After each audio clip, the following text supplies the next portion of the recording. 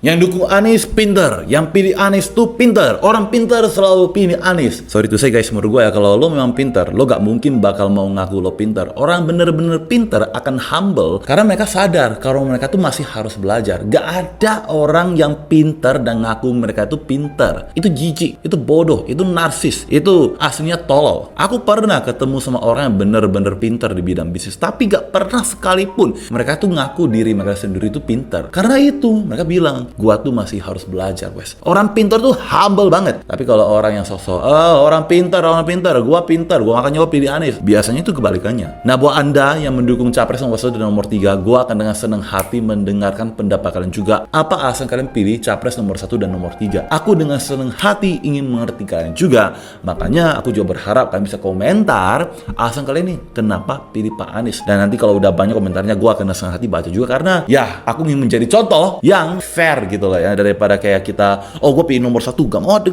dengar pendapat lo, pokoknya aku paling benar. Itu kan gak bagus ya. Jadi jadilah rakyat yang benar-benar pintar memahami perspektif orang lain dibanding ngejatuhin doang. Even alasan kenapa aku pilih Pak Prabowo, walaupun saya tidak meletakkan waktu 200 jam untuk nonton debat capres mereka karena gue ada kerjaan sendiri, aku ada alasan tertentu kenapa aku pilih Pak Prabowo. Yang pasti bukan karena aku pilih dia karena aku pintar. Enggak, saya pilih nomor 2 karena beliau lebih mengerti geopolitik dibanding capres yang lain.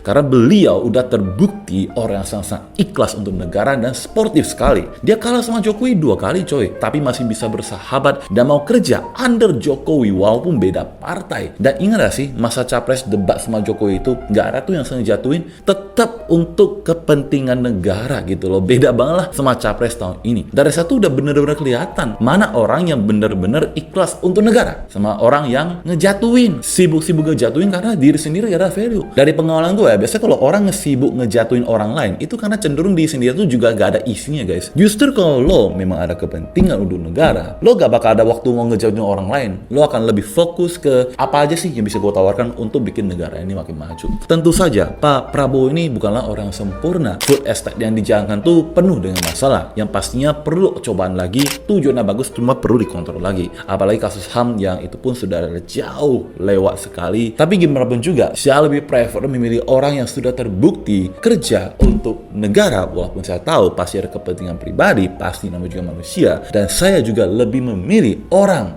yang lebih sibuk mikirin negara dibanding lebih sibuk menjatuhkan orang lain dengan data yang palsu. Dan saya pribadi lebih prefer memilih capres yang lebih banyak aksi ketimbang banyak omong, janji ABCD yang sekali lagi berujung lupa. Dari why aku tuh sangat-sangat kayak gak bisa mengerti kenapa orang masih mau memilih calon pemimpin, sorry itu saya, yang selalu banyak janji tapi gak bisa ditepati. Why? Apakah memang Indonesia SDM rendah itu kah? Suka banget makan janji, lebih memilih janji dibanding program berjalan? Itu sih yang gue kayak, kok masih mau? Gitu. Makanya again gue akan dengan senang hati baca komentar kalian.